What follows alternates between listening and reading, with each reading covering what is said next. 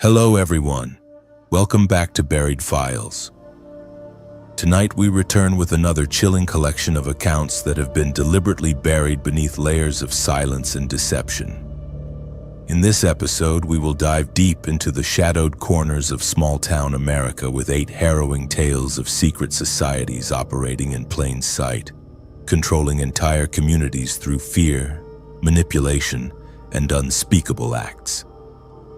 These organizations may present themselves as harmless civic groups, historical societies, or charitable foundations. But behind their respectable facades lies a darkness that has claimed countless innocent lives. Each story you are about to hear has been meticulously researched and compiled from witness testimonies, leaked documents, and survivors who risked everything to expose the truth.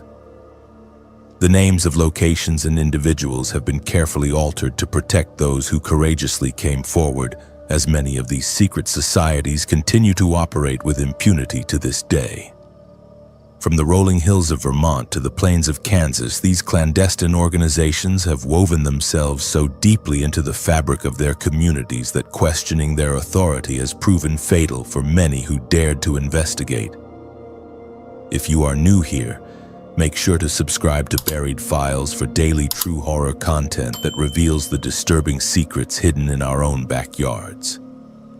Hit that notification bell so you never miss when we uncover the conspiracies that they never wanted you to know about. Angela Morrison never expected to inherit anything from her great-aunt Ruth, a woman she had met only once at a distant family reunion when she was 12 years old. Ruth had been a spinster who lived alone in rural Montana, sending Christmas cards with $5 bills tucked inside but otherwise maintaining no contact with the extended family. So when a lawyer from Riverside, Montana called to inform Angela that she had inherited a house, 20 acres of land, and a small savings account, it felt like winning an unexpected lottery. The drive from Denver to Riverside took Angela through some of the most beautiful country she had ever seen. Rolling grasslands stretched to the horizon, broken by patches of cottonwood trees and the occasional ranch house sitting alone under the vast Montana sky. Riverside itself was exactly what she had expected from a small town with a population of 1,203 people. Main Street consisted of a few blocks of brick buildings from the early 1900s. A grain elevator that dominated the skyline, and the kind of wide streets that had been designed for horse-drawn wagons. Great-Aunt Ruth's house sat on the outskirts of town, a modest 2-story farmhouse surrounded by fields that had been leased to neighboring ranchers for decades. The lawyer, a soft-spoken man named Harold Perkins, met Angela at the property to hand over the keys and explain the inheritance. Ruth had been 91 when she died peacefully in her sleep, he explained, and had lived in the same house for more than 60 years. She had been active in community affairs right up until the end, particularly with an organization called the Riverside Fellowship that operated the town's food bank and homeless shelter. Angela had taken a leave of absence from her job as a marketing coordinator in Denver to spend a month in Riverside, sorting through Ruth's belongings and deciding whether to sell the property or keep it as a weekend retreat. The house was filled with decades of accumulated possessions, from Depression-era furniture to boxes of photographs documenting Ruth's involvement in various community organizations. Angela found herself fascinated by the glimpses into her great-aunt's life, particularly her extensive volunteer work with the Riverside Fellowship. The fellowship had been founded in 1972 by Pastor David Brennan, a charismatic minister who had arrived in Riverside with a vision of creating a truly Christian community where neighbors looked after one another and no one went hungry or homeless. Unlike traditional churches that focused primarily on Sunday services, the fellowship operated 7 days a week, providing meals for the elderly, temporary housing for families in crisis, and job training programs for anyone who needed help getting back on their feet. Angela's first encounter with the fellowship came on her 3rd day in town, when Pastor Brennan knocked on her door with a casserole and a warm welcome to the community. He was a man in his 60s with silver hair, kind eyes, and the sort of gentle manner that immediately put people at ease. He had known Ruth for decades, he explained, and wanted to express his condolences while also letting Angela know that the fellowship was there to help if she needed anything during her stay in Riverside. Pastor Brennan invited Angela to attend the fellowship's weekly community dinner, held every Wednesday evening in the basement of what had once been the Methodist Church.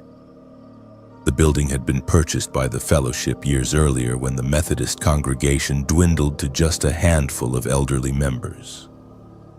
Angela accepted the invitation, curious to learn more about the organization that had been such an important part of her great-aunt's life. The community dinner was exactly what Angela had expected from a small-town charity event. About 60 people gathered around long tables sharing a simple but hearty meal of pot roast, mashed potatoes, and green beans. The crowd was a mix of elderly residents, young families, and a few individuals who looked like they might be staying at the fellowship's homeless shelter. Pastor Brennan said grace before the meal, thanking God for bringing the community together and asking for continued blessings on their work helping those in need. After dinner, Pastor Brennan gave a brief presentation about the fellowship's activities and encouraged everyone to volunteer however they could. The organization operated on a shoestring budget, he explained, relying entirely on donations and volunteer labor to keep their programs running.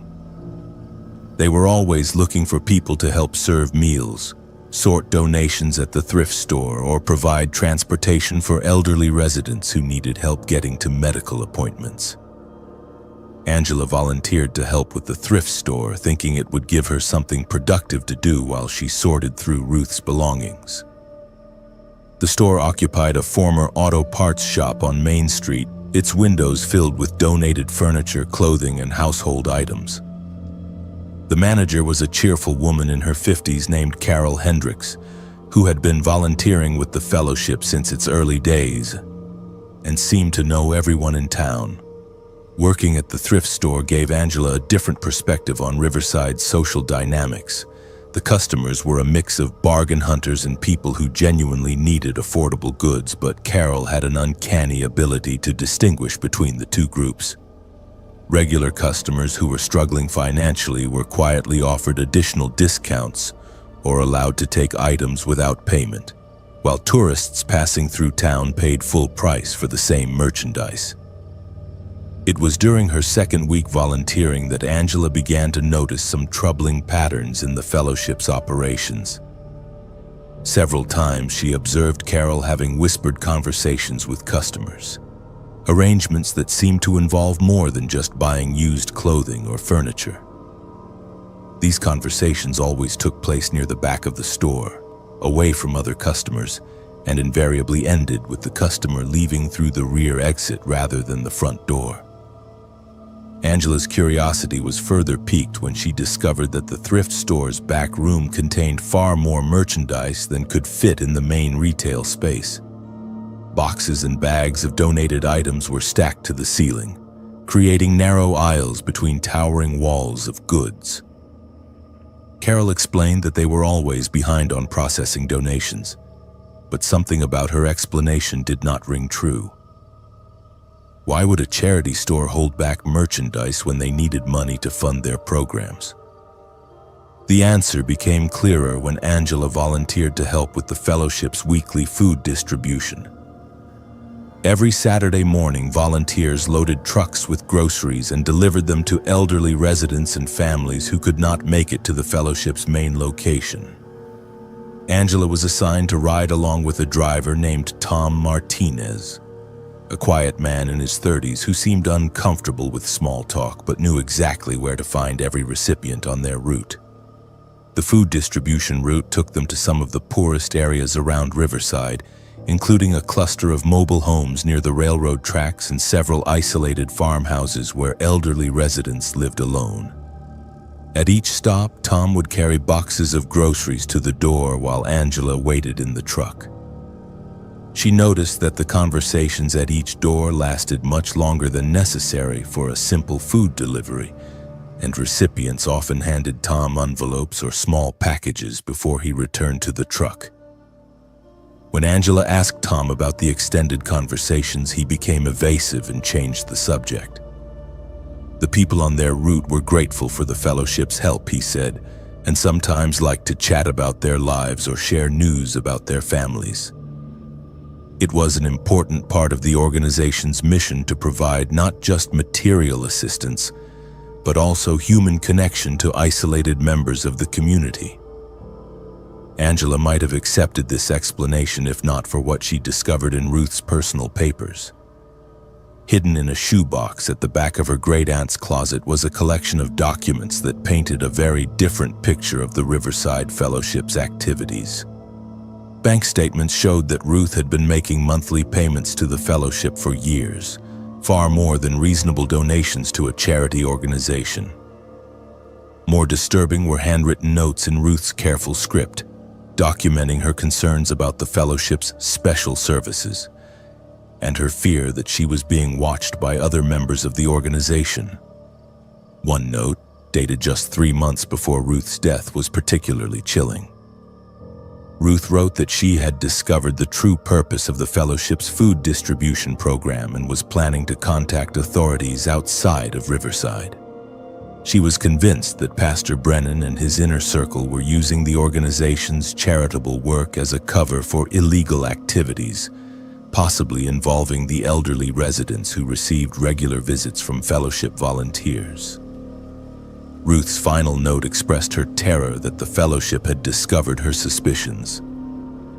She wrote that her house was being watched, her phone calls were being monitored, and she was afraid to leave her property alone. She had hidden copies of evidence in various locations around the house and hoped that someday someone would find them and expose the truth about the Riverside Fellowship's operations. Angela spent the next 2 days searching every inch of Ruth's house, following clues from her great-aunt's cryptic notes. In the basement, hidden behind a loose stone in the foundation wall, she found a manila envelope containing photographs, financial records, and a detailed journal documenting the fellowship's criminal activities. The evidence painted a picture of systematic exploitation that had been operating for decades under the guise of Christian charity. The fellowship's food distribution program was actually a drug trafficking network that used elderly residents as unwitting intermediaries. Volunteers would deliver groceries containing hidden packages of illegal substances, then collect payment and redistribute the drugs through the thrift store and other fellowship operations. Elderly recipients who became suspicious or threatened to report the activities were systematically isolated and eventually eliminated through carefully administered drug overdoses that appeared to be natural deaths. Ruth's journal documented at least 15 suspicious deaths among fellowship food recipients over the past 10 years, all elderly individuals who had died alone in their homes after expressing concerns about the organization's activities. The local sheriff, Rita Valdez, was either complicit in the cover-up or incompetent, because none of these deaths had triggered serious investigations despite the obvious pattern. Even more horrifying was Ruth's discovery that the fellowship was also involved in elder abuse and financial exploitation on a massive scale. The organization systematically identified isolated elderly residents, gained their trust through charitable services, then gradually assumed control over their finances and medical care. Victims were encouraged to name the fellowship as beneficiaries in their wills, then died under suspicious circumstances that allowed the organization to inherit their property and assets. Angela realized that she was in immediate danger. If the fellowship had killed Ruth to prevent her from exposing their activities, they would not hesitate to eliminate Ruth's heir who had inherited the evidence. She packed the most damaging documents in her car and drove directly to the state capitol, where she presented the evidence to the Montana Attorney General's office and requested protection for herself and any other potential witnesses. The investigation that followed revealed the full scope of the Riverside Fellowship's criminal enterprise. Pastor David Brennan and 12 of his associates were arrested on charges ranging from drug trafficking to elder abuse to multiple counts of murder. The organization had been responsible for the deaths of at least 23 people over 15 years, using their charitable activities as a perfect cover for systematic exploitation of the most vulnerable members of their community. Sheriff Rita Valdez was also arrested, charged with corruption and obstruction of justice for her role in covering up the fellowship's crimes. The investigation revealed that she had received regular payments from the organization and had deliberately failed to investigate suspicious deaths among elderly residents. Angela Morrison never returned to Riverside after testifying at the trial. She sold her great-aunt's property and donated the proceeds to legitimate organizations that actually helped elderly residents. The house where Ruth had lived and died now stands empty, its windows boarded up like a monument to the victims of a charity organization that used compassion as a weapon against the people they pretended to serve. Marcus Whitfield had been covering small-town politics for the Burlington Herald for over 15 years, but nothing had prepared him for what he would uncover in Millfield, Vermont. The assignment seemed routine enough when his editor handed it to him on a gray October morning. The town of 847 residents had been selected for a state heritage grant worth $2 million, and the paper wanted a feel-good piece about rural communities preserving their historical character. What Marcus discovered instead would haunt him for the rest of his life. Millfield sat nestled in a valley between rolling hills covered in sugar maples, their leaves burning red and gold in the autumn light. Main Street looked like something from a Norman Rockwell painting, complete with a white steepled church, a general store with wooden floors that creaked under your feet, and houses with wraparound porches where elderly residents waved from their rocking chairs.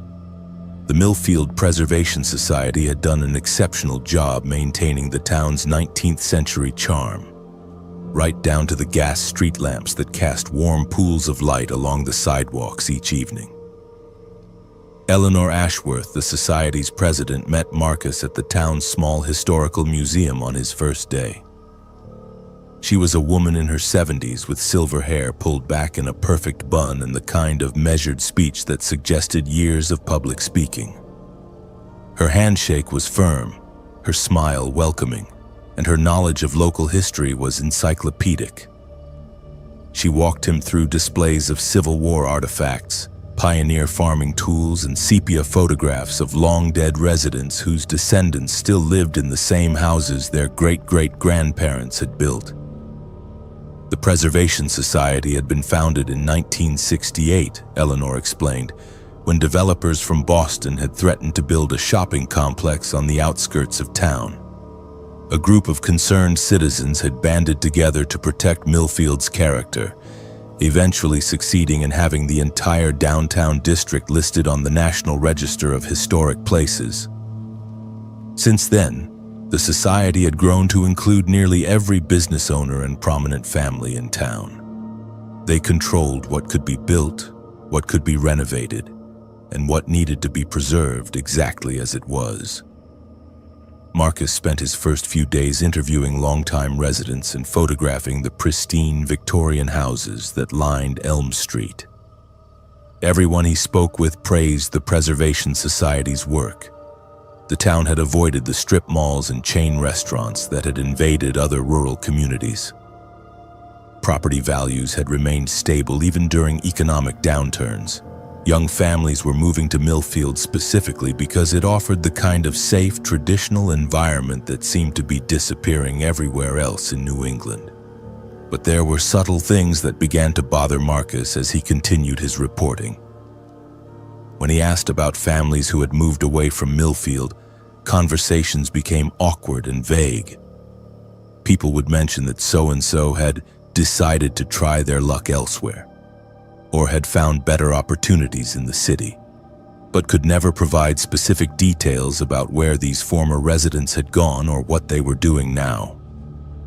When Marcus asked for contact information so he could interview some of these families for a broader perspective on the town's development, he was told that most people had lost touch over the years. The town's public records also struck him as oddly incomplete. The clerk's office had meticulous documentation going back to the 1800s, but there were strange gaps in more recent decades. Death certificates, property transfers, and even high school graduation records seemed to be missing for certain years, particularly the late 1980s and mid-1990s. When Marcus asked about these gaps, he was told that there had been a fire in the basement storage area and some documents had been damaged beyond recovery. Deputy Jim Krakowski was the only person Marcus encountered who seemed genuinely uncomfortable discussing the Preservation Society. Jim was a big man in his 40s who had grown up in Millfield, left for college and a stint in the army, then returned home to join the small police force. When Marcus interviewed him at the tiny police station, Jim kept glancing toward the door and spoke in a voice barely above a whisper. The Preservation Society was definitely committed to maintaining the town's character, Jim said, but sometimes their methods were a bit extreme. They had unofficial authority that went far beyond what was written in any municipal code. If someone wanted to change the color of their shutters or replace their front steps, they needed society approval. If a business wanted to update its sign or modify its storefront, Eleanor Ashworth and her committee had final say. People who ignored these unofficial rules often found themselves facing endless bureaucratic obstacles, unexpected tax assessments, or mysterious problems with their utilities. Jim told Marcus about a young couple who had moved to Millfield 3 years earlier and bought a rundown house on Maple Street. They had big plans to renovate the property, turning it into a bed and breakfast that would attract tourists interested in the town's historical character. But they made the mistake of beginning work without consulting the Preservation Society first. Within a week of starting renovations, they were cited for code violations. Their building permits were mysteriously revoked, and their contractor received anonymous threats that convinced him to abandon the project. The couple tried to fight the bureaucratic roadblocks for months, but eventually gave up and sold the house to Eleanor Ashworth's nephew for a fraction of what they had invested. Marcus asked Jim if he had investigated the anonymous threats against the contractor, but the deputy just shrugged. The contractor had never filed an official complaint, and without a formal report, there was nothing to investigate. Besides, Jim added with a bitter smile, the Preservation Society had been very generous to the police department over the years. Their annual fundraising dinner had paid for new equipment, vehicle upgrades, and even Jim's salary increases. It would be difficult to investigate people who were essentially his employers. The conversation with Deputy Krakowski left Marcus with more questions than answers, so he decided to dig deeper into the Preservation Society's finances. As a non-profit organization, their tax records were public, but obtaining them required a formal request to the state. While waiting for those documents, Marcus drove to the county seat and spent a day in the courthouse researching property transfers and business licenses. What he found there made his blood run cold. Over the past 20 years, the Preservation Society had acquired ownership of more than 60% of the residential properties in Millfield. Sometimes these acquisitions were straightforward purchases, but more often they involved complicated arrangements where the society would buy a mortgage from a bank, then foreclose when the owner encountered financial difficulties. In several cases, the society had purchased properties from families who had suddenly decided to move away from town, often selling for well below market value as if they were desperate to leave quickly. The pattern became even more disturbing when Marcus cross-referenced these property transfers with missing person reports from neighboring towns. At least 12 people who had sold property to the Preservation Society had never been seen again after leaving Millfield. Their families had filed missing person reports with state police, but the investigations had gone nowhere. The missing individuals had apparently withdrawn their savings in cash, abandoned their jobs without notice, and vanished without contacting relatives or friends. State police had classified these as voluntary disappearances by adults who had chosen to start new lives elsewhere. Marcus tried to contact some of these missing persons' relatives, but the conversations were frustrating and frightening. Family members were reluctant to discuss their missing loved ones, and several people hung up when Marcus identified himself as a reporter. One woman, the sister of a man who had disappeared after selling his house to the Preservation Society, agreed to meet Marcus at a diner 30 miles from Millfield. She arrived looking over her shoulder and speaking in whispers, clearly terrified that someone might overhear their conversation. Her brother had been planning to move to Florida after retiring from his job at the paper mill, she explained. He had lived in the same house his whole life, raised his children there after his wife died, and was looking forward to a quiet retirement somewhere warm. But something had changed in his final weeks in Millfield. He became paranoid and jumpy, convinced that people were watching his house and following him around town. He told his sister that he had discovered something terrible about the Preservation Society, something that put him in danger. Before he could explain what he had learned, he was dead. The official cause of death was listed as a heart attack, but his sister had never believed that explanation. Her brother had been in excellent health, with no history of heart problems. More importantly, his body had been discovered in the basement of his house, which made no sense because he never went down there. The basement stairs were steep and narrow, and his arthritis made it difficult for him to navigate them safely.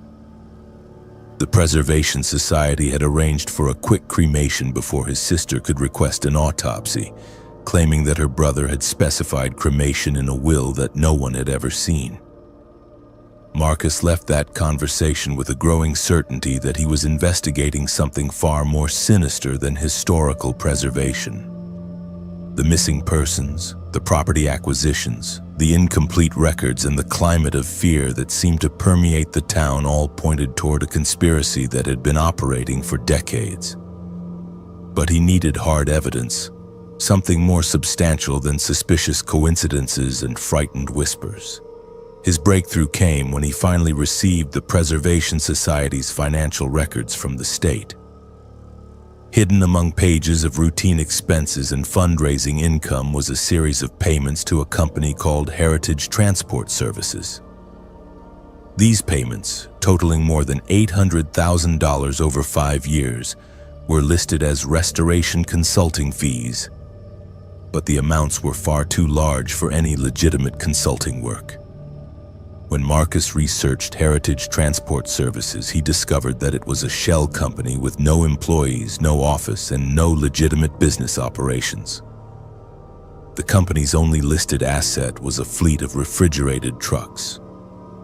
Marcus spent a sleepless night in his hotel room trying to piece together the implications of what he had discovered. A preservation society with access to refrigerated trucks, a pattern of missing persons who had owned valuable property, and a town where asking too many questions could be dangerous. The conclusion was almost too horrible to accept, but the evidence was overwhelming. The Millfield Preservation Society was not just preserving historical buildings. They were systematically murdering residents who posed a threat to their operations, then disposing of the bodies while seizing their property. The next morning, Marcus packed his belongings and checked out of his hotel before dawn. He had enough evidence to write his story, but he needed to get far away from Millfield before publishing it. As he drove through the center of town one final time, Eleanor Ashworth stepped out of the historical museum and waved goodbye with her characteristic warm smile. Marcus waved back, fighting the urge to floor the accelerator and flee as fast as his car could carry him. 3 weeks later, Marcus Whitfield's expose appeared on the front page of newspapers across New England. Within hours, state and federal law enforcement agencies had launched a massive investigation into the Millfield Preservation Society. What they uncovered was even worse than Marcus had suspected. The society had been operating a sophisticated human trafficking network, kidnapping residents who threatened to expose their activities and selling them to criminal organizations in major cities. The refrigerated trucks were used to transport victims who had been drugged and told they were being relocated to new jobs in other states. Eleanor Ashworth and 14 other society members were arrested and charged with multiple counts of murder, kidnapping, and organized crime. The investigation revealed that the society had been responsible for the deaths of at least 37 people over 2 decades. Many of the missing persons had not left town voluntarily. They had been murdered in the basement of the historical museum, their bodies dissolved in acid, and their property seized through forged documents. Marcus Whitfield received a Pulitzer Prize for his investigative reporting, but the recognition brought him no satisfaction. He had exposed a monstrous conspiracy, but he could not bring back the victims or undo the years of terror that had gripped Millfield. The town still exists today, its Victorian houses and gas street lamps preserved exactly as they were, but most of the buildings stand empty now. Few people want to live in a place where a historical preservation society turned into a criminal organization that murdered anyone who threatened their perfect vision of small-town America. Tommy Rodriguez had saved for 3 years to open his auto repair shop in Cedar Grove, Alabama, a small town of 2,156 residents that sat along Highway 82 between Montgomery and Tuscaloosa. The town had seemed perfect for his business venture when he first visited in the spring of 2021. Main Street still had the bones of prosperity from decades past, with solid brick buildings that had housed thriving businesses during the cotton boom years. The rent was affordable, the location had good visibility from the highway, and there was clearly a need for honest automotive service in a community where many residents drove older vehicles that required regular maintenance. Tommy had grown up in Birmingham, the son of Mexican immigrants who had taught him the value of hard work and treating customers fairly. He had spent 15 years working for other people's shops, learning every aspect of automotive repair while saving money and building a reputation for reliable service. When he finally opened Rodriguez Auto Service in a former gas station on the outskirts of Cedar Grove's downtown district, he felt like he was achieving the American dream his parents had sacrificed so much to make possible. The first few months went exactly as Tommy had hoped. Word spread quickly in the small town that the new mechanic was honest, skilled, and charged fair prices for his work. Farmers brought in their pickup trucks. Elderly residents trusted him with their carefully maintained sedans, and young families appreciated his willingness to explain what was wrong with their vehicles and offer options that fit their budgets. Tommy hired 2 part-time employees and began looking into purchasing the building that housed his shop. His first encounter with the Cedar Grove Business Alliance came on a sweltering Tuesday morning in August, when a black Cadillac pulled into his parking lot and 3 people in expensive suits climbed out. The leader was a heavy-set man in his 60s named Frank Buchanan, who introduced himself as the Alliance's executive director. He was accompanied by Mayor Patricia Donnelly, a sharp-eyed woman who had held office for 12 years, and a man named Charles Webb, who was identified only as a community stakeholder. Frank Buchanan's manner was friendly but firm as he explained that the Business Alliance served as an unofficial chamber of commerce for Cedar Grove, helping coordinate economic development and ensuring that new businesses integrated successfully into the community. Every business owner in town was expected to join the Alliance and participate in their activities, which included monthly meetings, community fundraising events, and cooperative advertising campaigns that promoted Cedar Grove as a destination for shoppers and tourists. The membership fee was $500 per month, plus additional assessments for special projects and community improvements. In exchange, Alliance members received priority consideration for city contracts, favorable treatment in zoning and permit applications, and protection from unfair competition. Frank emphasized that last point with particular intensity, explaining that the alliance worked hard to ensure that established businesses were not undercut by newcomers who did not understand local market conditions. Tommy politely declined to join the alliance, explaining that he preferred to focus on providing good service to his customers rather than participating in business politics. His shop was doing well on its own, he said, and he did not see the need to pay monthly fees for benefits he did not require. The three visitors exchanged glances at his response, and Mayor Donnelly made a note on a clipboard before they left without further argument. Within a week, Tommy began experiencing problems that seemed designed to drive him out of business. The city building inspector arrived unannounced to conduct a comprehensive review of his shop, citing violations that had never been mentioned during previous inspections. The fire marshal followed 2 days later, ordering costly modifications to Tommy's electrical system and threatening to shut down the business if the work was not completed within 30 days. A representative from the State Environmental Protection Agency appeared the following week, claiming that someone had reported improper disposal of automotive fluids. Each inspection resulted in fines and mandatory improvements that cost Tommy thousands of dollars he had not budgeted for regulatory compliance. More troubling was the way his customer base began to shrink without explanation. Regular clients stopped bringing their vehicles to his shop, often offering vague excuses about finding service closer to their homes or deciding to take their cars to dealers in Montgomery instead. Tommy suspected that the business alliance was behind his troubles, but he had no proof of coordination between the organization and the various government agencies that were suddenly scrutinizing his operations. When he complained to city officials about the harassment, he was told that all inspections were routine and that any business owner who maintained proper standards had nothing to worry about. The situation escalated when Tommy discovered that someone had been spreading rumors about his shop around town. Customers began asking whether it was true that he used inferior parts, that he had been cited for environmental violations, and that his insurance might not cover work performed at his facility. Tommy tried to counter these rumors by offering references and guaranteeing his work, but the damage to his reputation was becoming irreversible.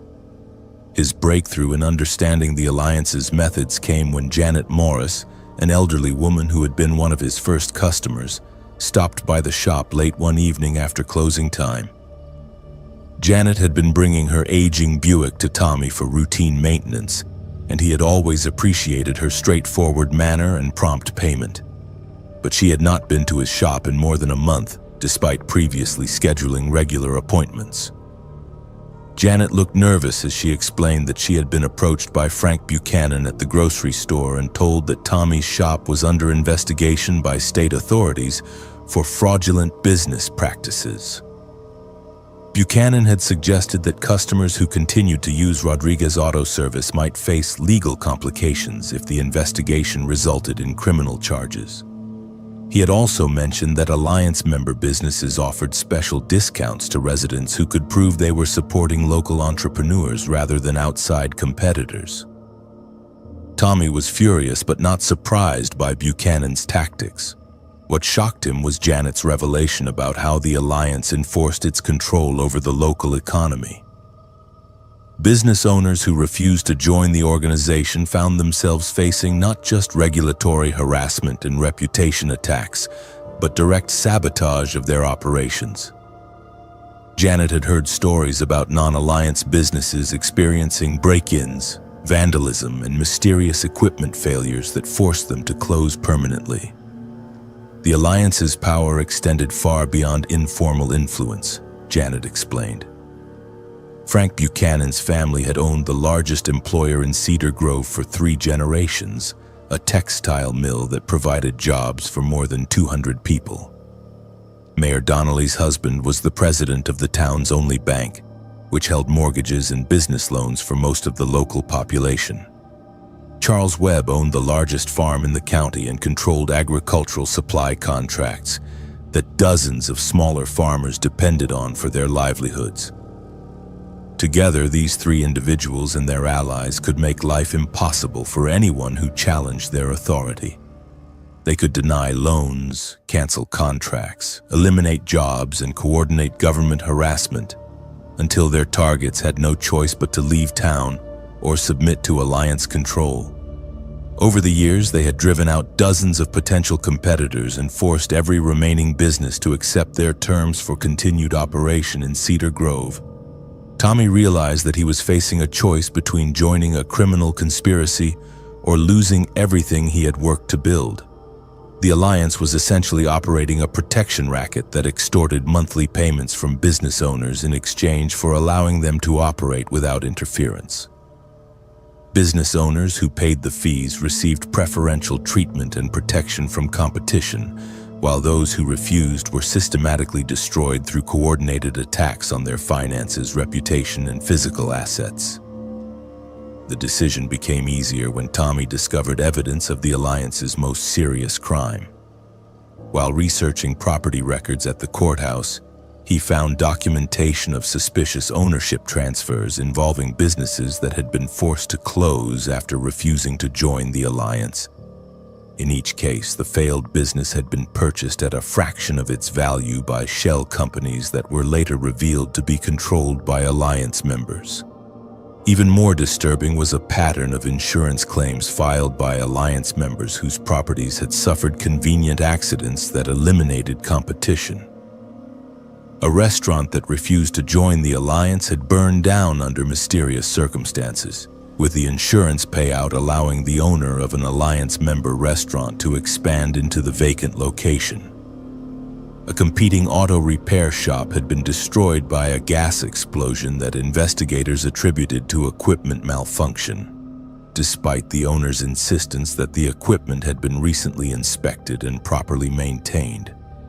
Tommy began secretly documenting his interactions with alliance members and government officials, recording conversations and photographing evidence of the coordinated harassment he was experiencing. He also reached out to business owners in neighboring towns who had dealt with similar organizations, hoping to build a case that would expose the alliance's illegal activities. His investigation revealed that the Cedar Grove Business Alliance was part of a larger network of similar organizations operating throughout rural Alabama.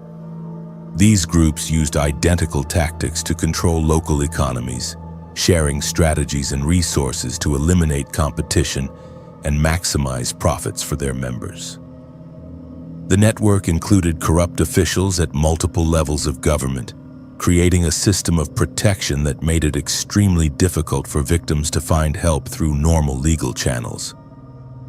Tommy's evidence gathering was interrupted when his shop was broken into on a Sunday night in October. The intruders had not stolen anything of obvious value, but they had gone through his filing cabinets and office computer, clearly searching for specific information. Tommy realized that the alliance had discovered his investigation and would soon escalate their efforts to force him out of business. Rather than wait for the situation to deteriorate further, Tommy contacted the FBI field office in Birmingham and requested a meeting with agents who specialized in organized crime and public corruption cases. The evidence he had collected, combined with similar complaints from business owners in other towns, provided the foundation for a federal investigation that would eventually expose the alliance's criminal activities. The FBI investigation revealed that the Cedar Grove Business Alliance and its affiliated organizations had been operating what amounted to a criminal enterprise for more than 20 years. Frank Buchanan, Mayor Patricia Donnelly, Charles Webb, and 14 other alliance members were charged with racketeering, extortion, conspiracy, and arson. The investigation also resulted in corruption charges against officials from multiple government agencies who had participated in the harassment of non-compliant business owners. Tommy Rodriguez eventually reopened his auto repair shop after the alliance leadership was arrested, but the experience had changed his perspective on small-town America. He had discovered that the picturesque communities portrayed in movies and television shows could hide sophisticated criminal organizations that controlled every aspect of local economic life. The American dream was still possible, but only for those willing to fight against the forces that sought to turn entrepreneurship into extortion and community cooperation into criminal conspiracy. Cedar Grove today is slowly recovering from decades of alliance control, but the town's economy remains fragile. Many businesses that were driven out during the alliance's reign of terror never returned, leaving empty storefronts along Main Street as monuments to the entrepreneurs who refused to pay protection money to criminals who hid behind the respectable facade of business development and community service. Dr. Sarah Mitchell had always been fascinated by the gaps in local history, the stories that communities preferred not to remember. As a professor of American Studies at Kansas State University, she had spent her career researching the darker chapters of small-town life that were often omitted from official records and sanitized historical accounts. When the Harmony Historical Committee invited her to research and write a commemorative book for the town's sesquicentennial celebration, she saw it as an opportunity to explore the social dynamics of a community that had remained remarkably isolated despite being only 40 miles from Topeka. Harmony, Kansas had a population of 934 residents, most of whom could trace their family roots in the area back at least 3 generations. The town had been founded in 1873 by German immigrants who had purchased a large tract of prairie land from the railroad company. Unlike many Kansas settlements that had boomed and busted with agricultural cycles, Harmony had maintained steady population and relative prosperity through careful community planning and conservative financial management.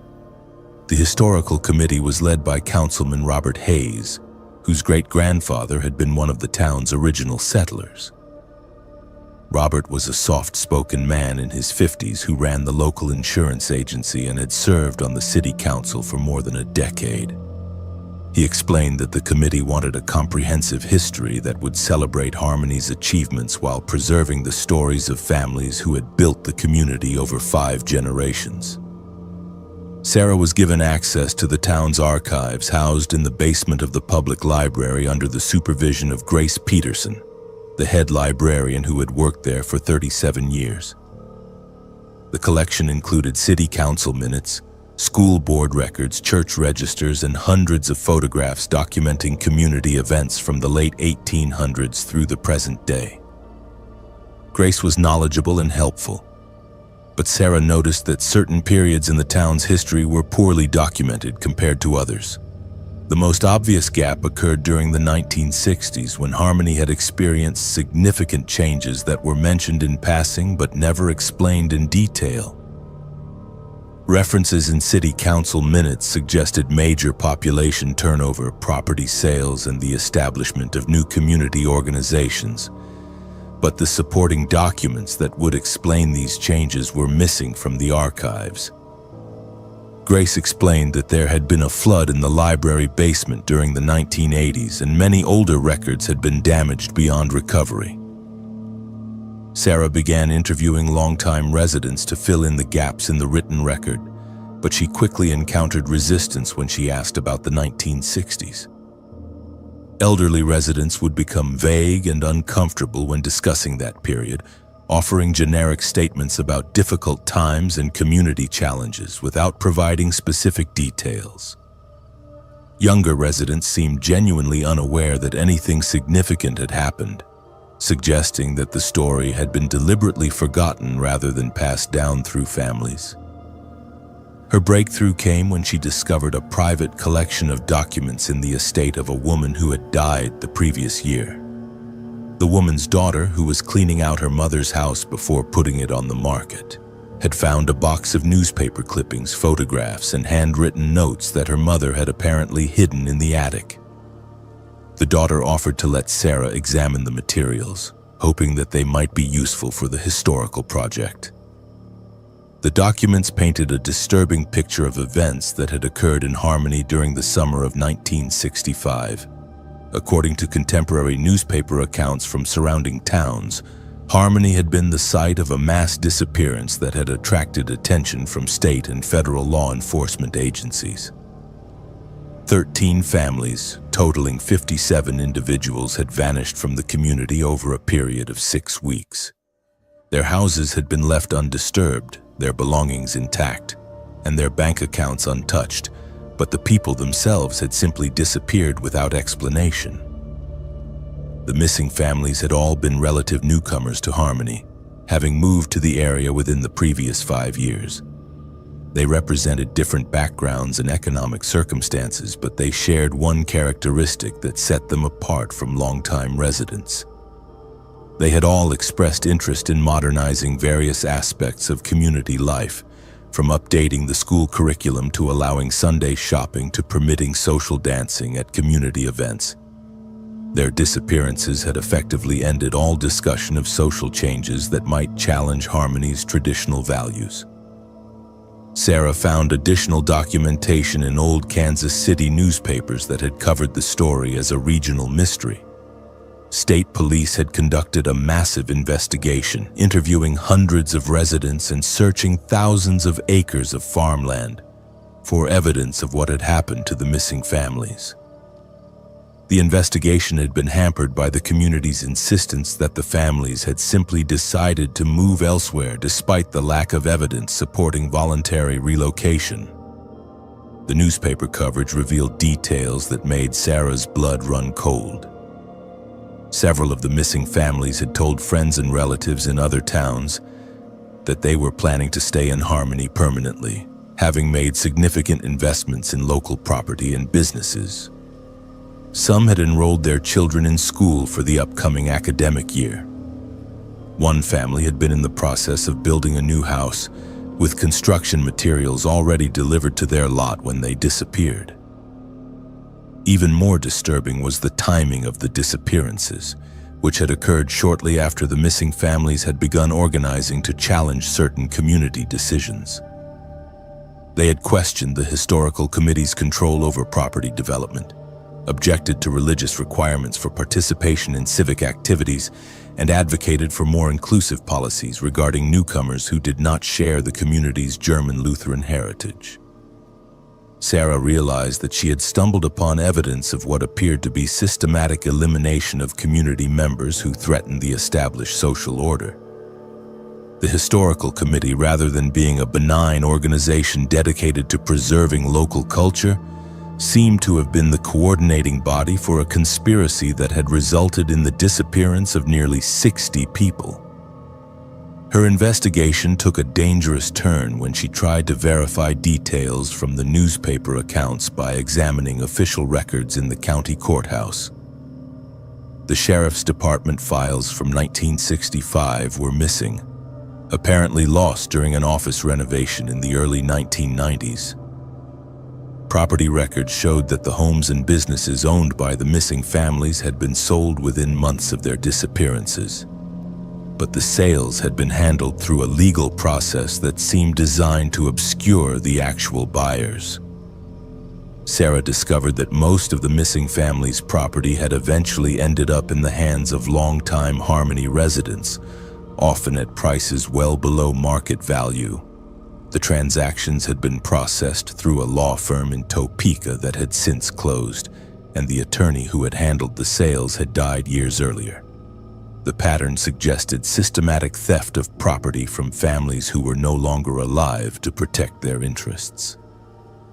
When Sarah tried to discuss her findings with Robert Hayes, his reaction confirmed her worst suspicions about the historical committee's involvement in the cover-up.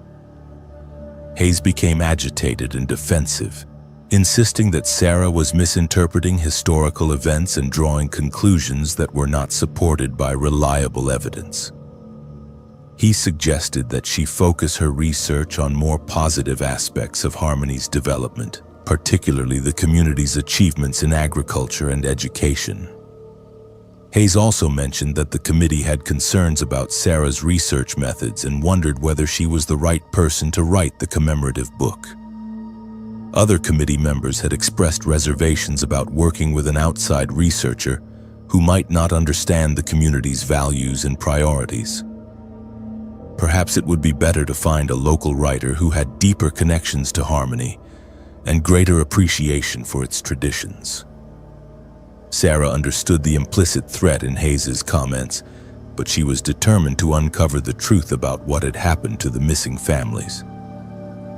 She began working secretly, making copies of documents and conducting interviews outside of Harmony to avoid alerting committee members to the direction of her investigation. She also contacted law enforcement agencies to inquire about reopening the case, but was told that the statute of limitations had expired for most potential crimes and that the lack of physical evidence made prosecution impossible.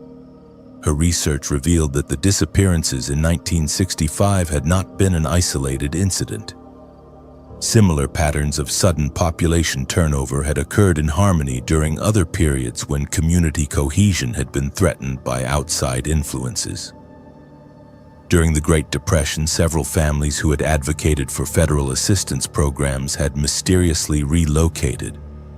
In the early 1950s, supporters of racial integration had left town abruptly after the Supreme Court's desegregation decisions. The Historical Committee had been involved in all of these episodes, serving as the unofficial authority that determined which residents were welcome in Harmony and which posed a threat to community stability. The committee's power derived from its control over local institutions, including the school board, city council, and various business organizations. Members could effectively ostracize targeted families by denying them employment, services, and social acceptance until they had no choice but to leave. Sarah's final discovery came when she found evidence that the Historical Committee's activities had continued into recent decades, though with less dramatic methods than mass disappearance. Families who challenged community decisions or advocated for unwelcome changes were systematically harassed until they chose to relocate. Their departure was then explained as voluntary decisions to pursue better opportunities elsewhere, maintaining the fiction that Harmony was a harmonious community where everyone was welcome. When Sarah attempted to present her findings to law enforcement officials, she learned that several key figures in the county sheriff's department were related to current and former Historical Committee members. Her investigation had been monitored from the beginning, and community leaders were already taking steps to discredit her research and prevent publication of her discoveries. Sarah Mitchell never completed the commemorative history of Harmony, Kansas.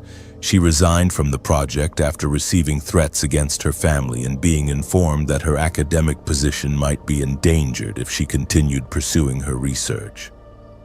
The Historical Committee eventually hired a local writer to produce a sanitized account of the town's development that made no mention of the missing families or the systematic elimination of dissenting residents. The commemorative book was published in time for Harmony's sesquicentennial celebration, filled with photographs of smiling families and heartwarming stories about community cooperation. Visitors to the celebration commented on how well preserved the town appeared and how friendly the residents were. Few of them realized they were walking through a community where challenging the established order could still prove fatal for those naive enough to believe that American small towns were actually the democratic, inclusive places they pretended to be. Jennifer Walsh thought she had finally found the perfect suburban paradise when she moved to Willowbrook, Ohio, in the spring of 2022. The town of 3,411 residents sat in an affluent pocket of rolling hills 30 minutes outside Columbus, where tree-lined streets wound past meticulously maintained colonial and Tudor-style homes. Every yard featured professionally landscaped gardens, and the downtown area looked like something from a lifestyle magazine with its boutique shops, artisanal coffee houses, and weekly farmers market. Jennifer had relocated from Chicago after accepting a marketing position with a technology company that allowed remote work. She was recently divorced, eager for a fresh start and drawn to Willowbrook's reputation as a safe, family-friendly community where neighbors still looked out for one another. The house she purchased was a 1920s brick colonial on Maple Avenue, complete with a wraparound porch and a backyard garden that the previous owners had maintained with obvious pride and considerable skill. Within days of moving in, Jennifer received a handwritten invitation to join the Willowbrook Garden Club, delivered to her door by an elegant woman in her 60s who introduced herself as Victoria Sterling. The club had been founded in 1948, Victoria explained, and had grown to include most of the women in Willowbrook who took pride in their homes and gardens. Members met twice monthly for educational programs, social activities, and community service projects that kept the town looking beautiful year-round. The monthly dues were modest, Victoria said, and the club offered numerous benefits including group discounts at local nurseries, access to gardening expertise from master gardener members, and participation in the annual home and garden tour that was Willowbrook's premier social event.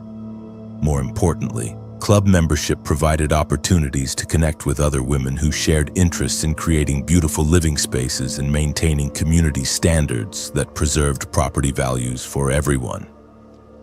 Jennifer was pleased to be welcomed so quickly into the community and accepted the invitation without hesitation. Her first garden club meeting was held in the social hall of the Presbyterian Church, where 35 women gathered for coffee, pastries, and a presentation about native Ohio wildflowers. The atmosphere was warm and sophisticated, with members dressed in the sort of understated expensive clothing that suggested comfortable financial circumstances without ostentation.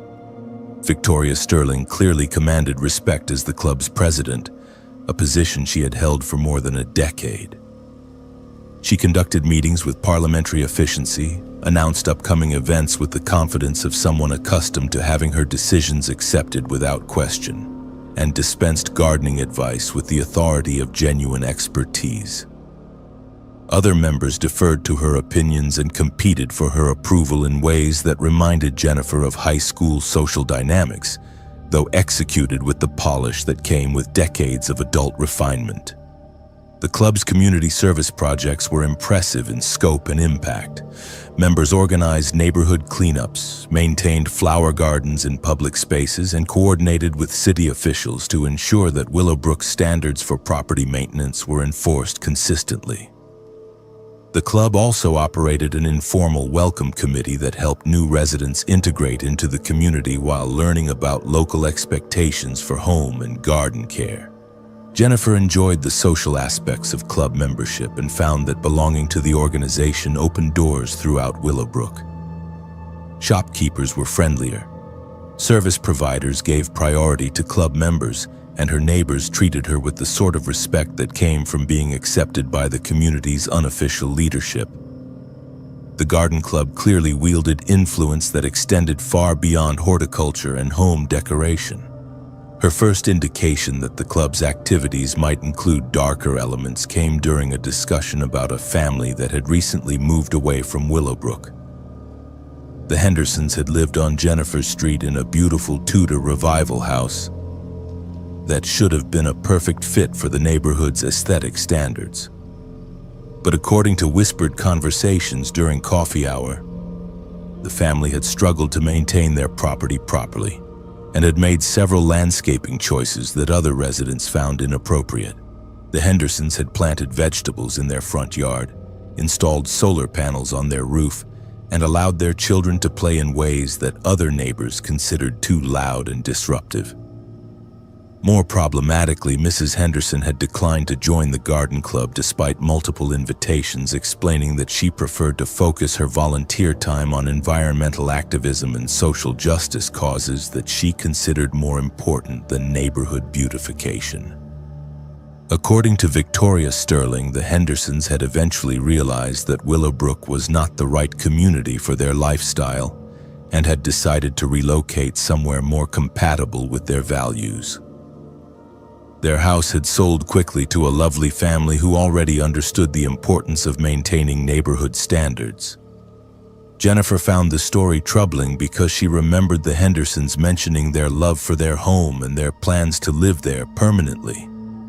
but she assumed that circumstances had changed in ways that outsiders might not understand. Her concerns deepened when she witnessed the garden club's response to another family whose property maintenance had become problematic.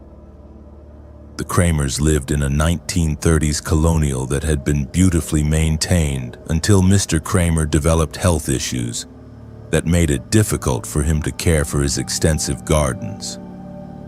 The couple was elderly and living on a fixed income that did not allow for professional landscaping services, so their once pristine yard gradually became overgrown and cluttered with equipment they could no longer manage. Rather than offering assistance to the struggling elderly couple, several garden club members began a campaign of subtle harassment designed to pressure them into selling their home.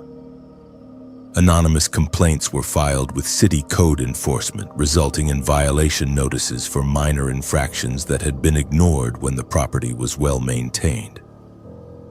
Neighbors began commenting loudly about declining property values whenever they passed the Kramer house, ensuring that the elderly couple could hear their disapproval. Jennifer suggested that the garden club organize volunteers to help the Kramers maintain their yard, but Victoria Sterling dismissed the idea with a cold smile. The club's mission was to preserve community standards, not to enable residents who could not meet their responsibilities. If the Kramers were no longer capable of maintaining their property properly, the kindest thing would be to help them realize that they needed to move to a more appropriate living situation. The systematic campaign against the Kramers escalated when the couple received a letter from their homeowner's insurance company threatening to cancel their coverage due to safety hazards that had been reported by anonymous neighbors. Their property taxes were reassessed at a higher rate, despite the obvious decline in their home's condition. Contractors who had previously provided services to the couple suddenly became unavailable or dramatically increased their prices. Within 6 months, the Kramers had sold their home to a developer who renovated it extensively before selling to a young family who immediately joined the garden club and began participating enthusiastically in community activities. Jennifer never learned where the elderly couple had moved, and none of the garden club members seemed interested in maintaining contact with them after they left Willowbrook. The pattern became clear when Jennifer began paying attention to other families who had left the community during her first year in Willowbrook. In each case, the departed residents had somehow failed to meet unstated but rigorously enforced standards for property maintenance, lifestyle choices, or social participation. Families with children who were too loud, homeowners who chose unconventional landscaping, and residents who declined to participate in community organizations all eventually moved away after experiencing various forms of pressure that made their lives increasingly difficult.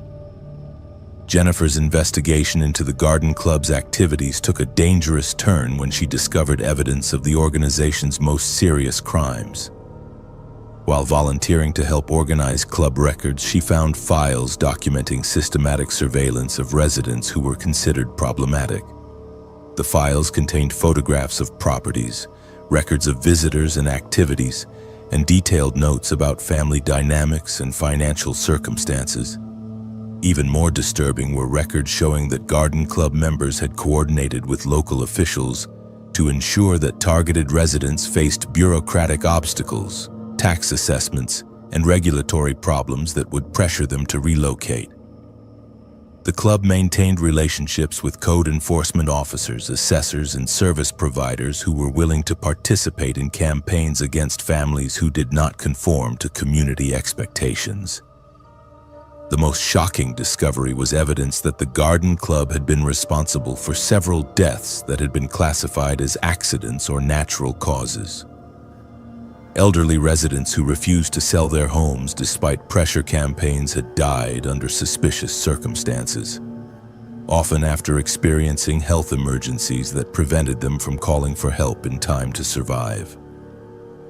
Jennifer found documentation of at least 6 deaths over the past decade that followed the same pattern.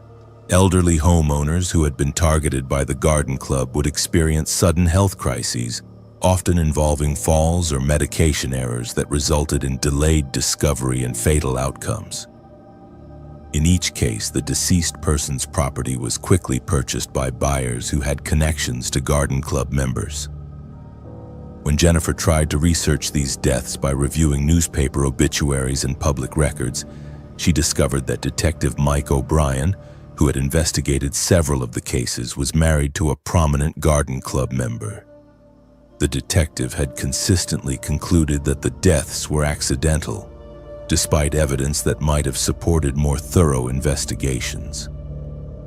Jennifer realized that she had uncovered a criminal conspiracy that used the respectable facade of suburban women's organization to systematically control who was allowed to live in Willowbrook.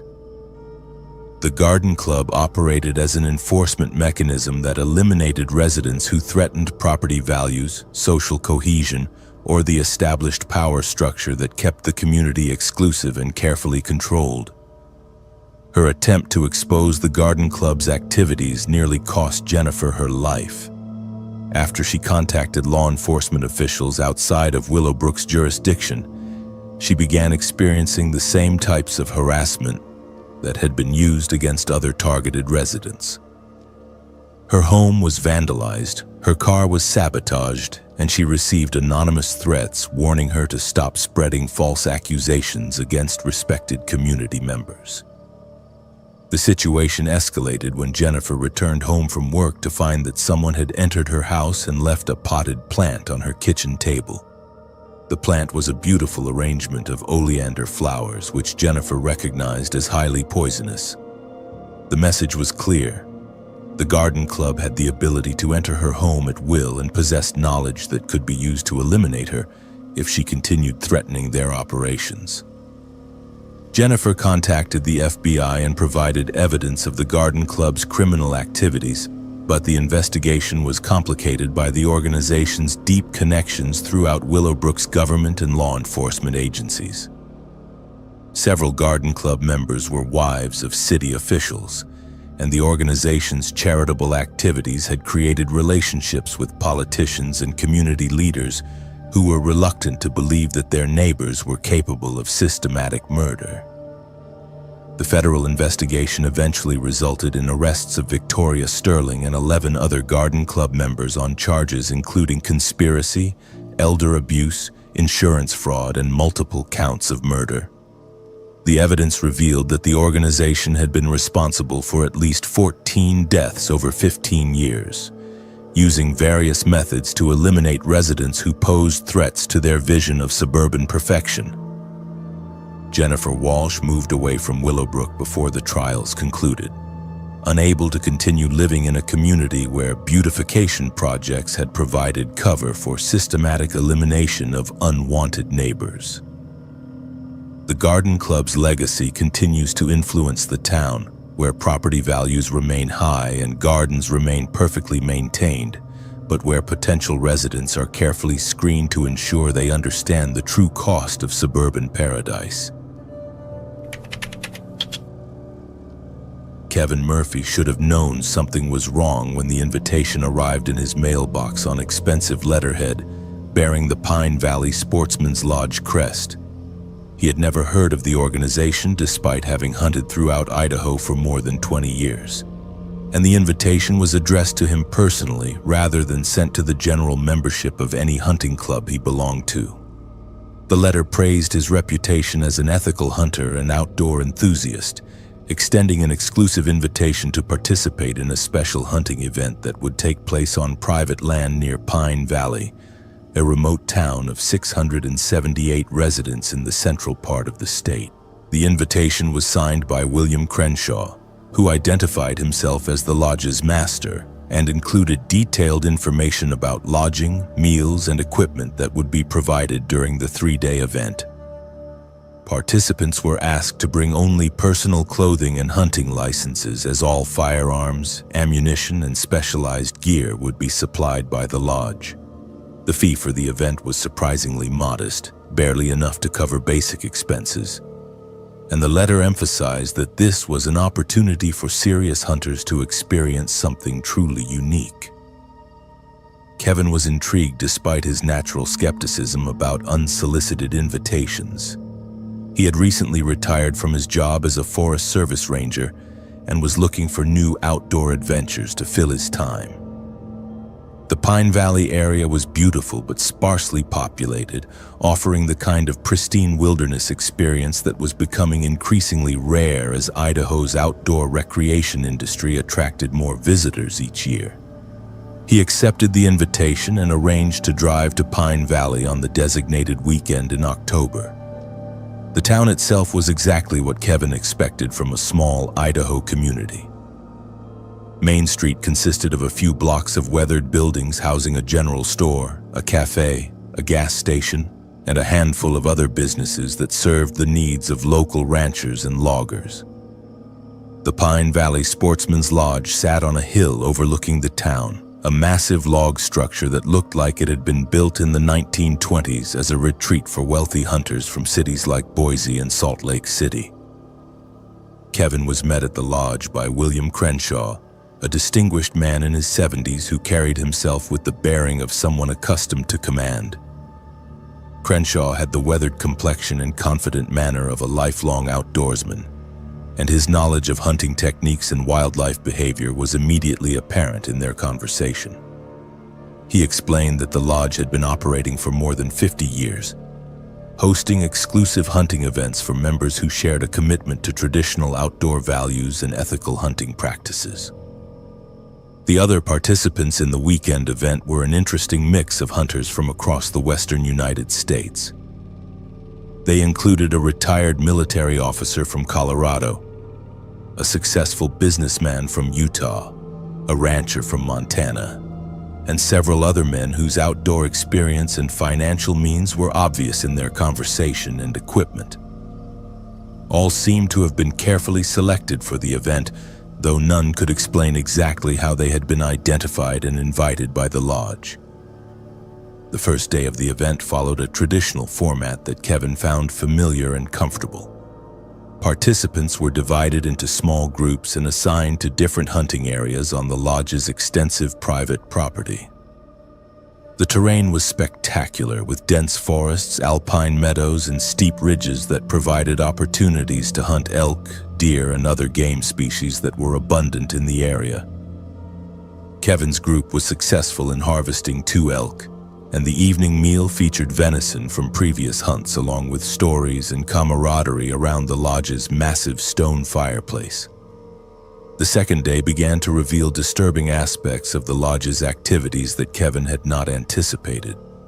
Rather than continuing with traditional hunting, participants were introduced to what Crenshaw described as advanced hunting techniques that tested their skills against more challenging prey. The morning briefing included detailed maps of unfamiliar terrain and references to hunting methods that seemed to go beyond normal outdoor practices. Kevin's unease grew when he was issued equipment that seemed excessive for hunting wildlife. In addition to a high-powered rifle and normal hunting gear, he was given night vision equipment, tracking devices, and communication radios that suggested they would be pursuing prey that was far more dangerous than deer or elk. When Kevin asked about the unusual equipment, Crenshaw explained that the lodge specialized in hunting experiences that pushed participants to their limits and tested their skills against worthy adversaries. The hunting area for the second day was located deep in the wilderness, accessible only by 4-wheel drive vehicles that transported participants to a remote staging area before dawn. Kevin found himself paired with the retired military officer, a man named Colonel Richards who seemed familiar with the lodge's more advanced hunting techniques. Richards explained that the Pine Valley Sportsman's Lodge was known among certain hunting circles for offering experiences that could not be found anywhere else. Hunting opportunities that attracted serious outdoorsmen who were looking for the ultimate test of their skills. Kevin began to understand what those hunting opportunities involved when they encountered the first piece of evidence that they were not hunting animals.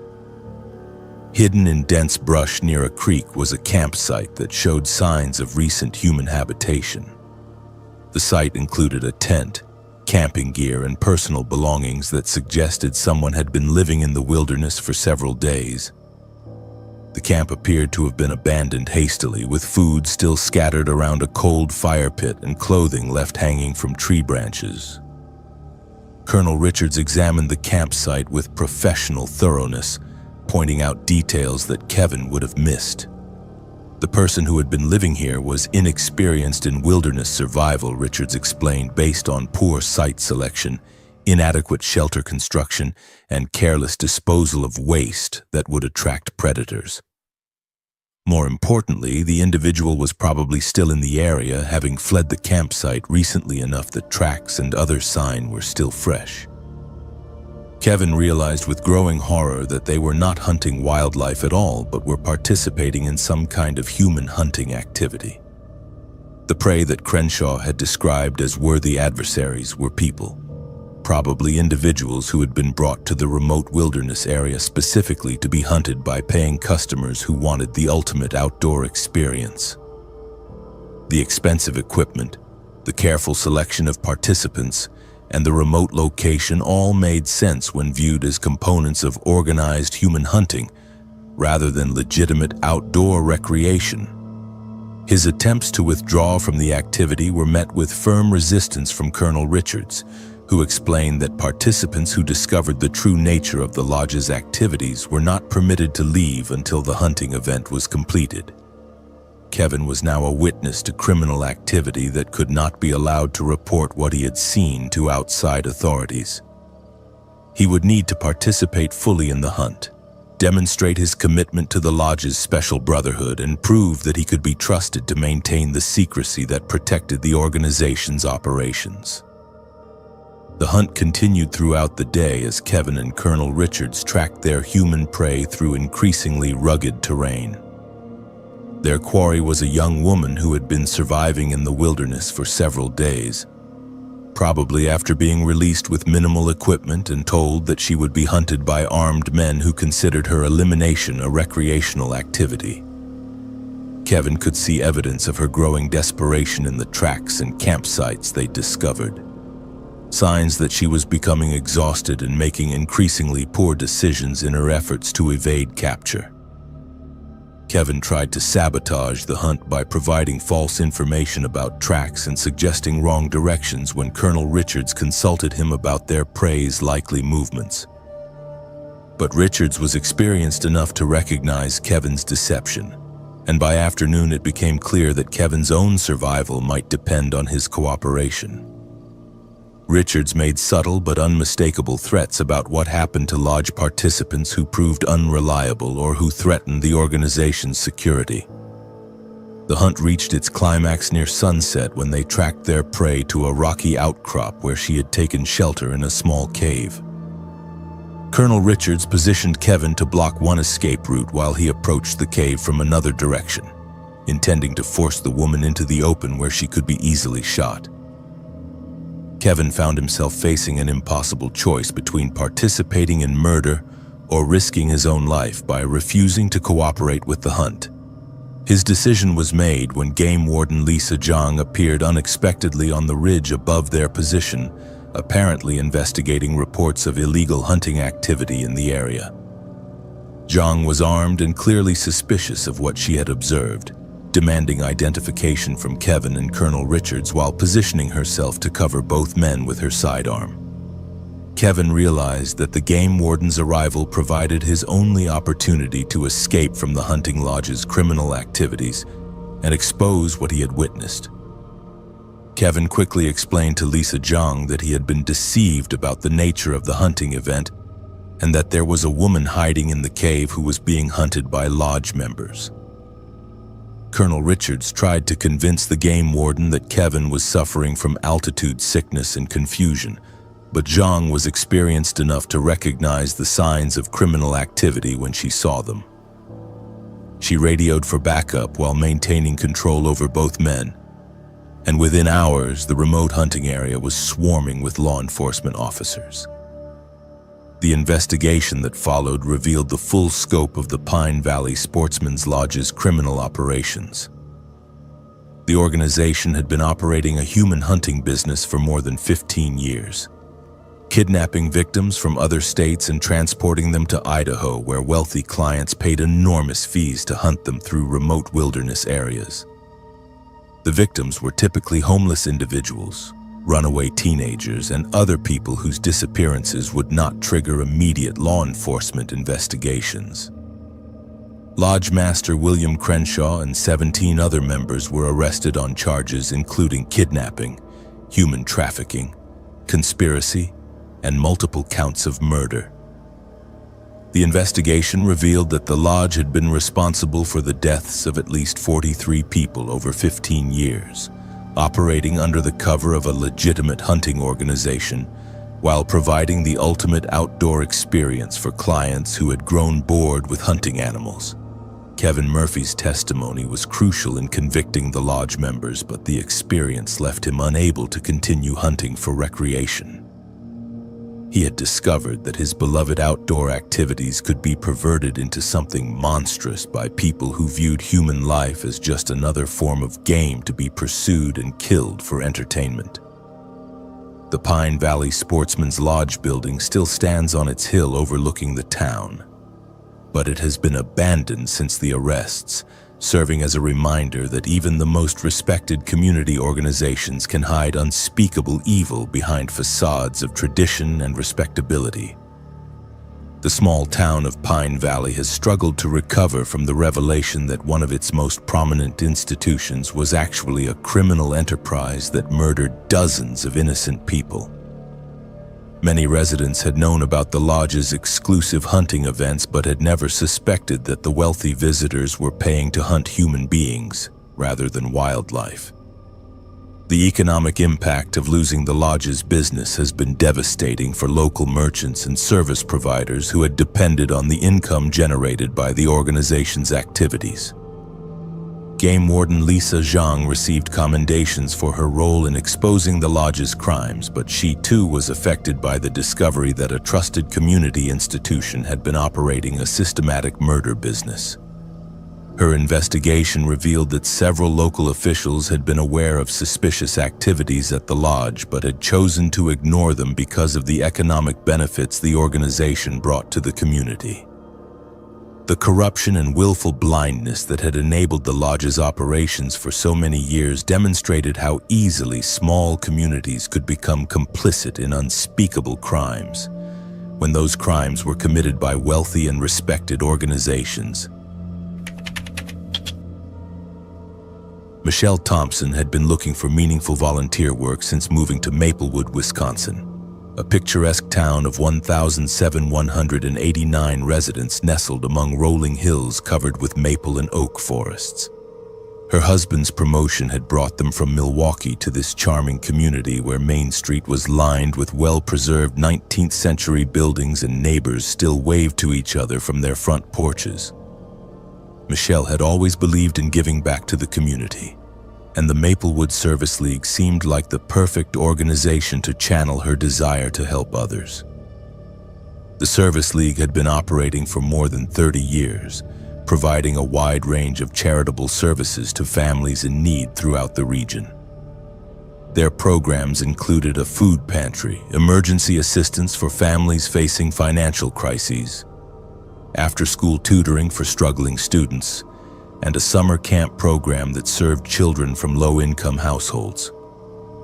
The organization was highly respected throughout central Wisconsin, regularly receiving grants from foundations and government agencies that recognized their effective work addressing poverty and social problems in rural communities.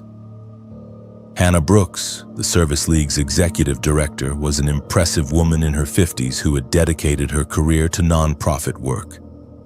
She had founded the organization after recognizing that small towns like Maplewood often lacked the social services available in larger cities, leaving vulnerable families with nowhere to turn when they encountered difficulties. Under her leadership, the Service League had grown from a small volunteer group into a professionally managed organization with an annual budget of more than $2 million in programs that served hundreds of families each year. Michelle was immediately impressed by the scope and effectiveness of the Service League's work when she attended her first volunteer orientation session. The organization operated out of a converted warehouse on the outskirts of town, with separate areas for food distribution, clothing donations, administrative offices, and program activities.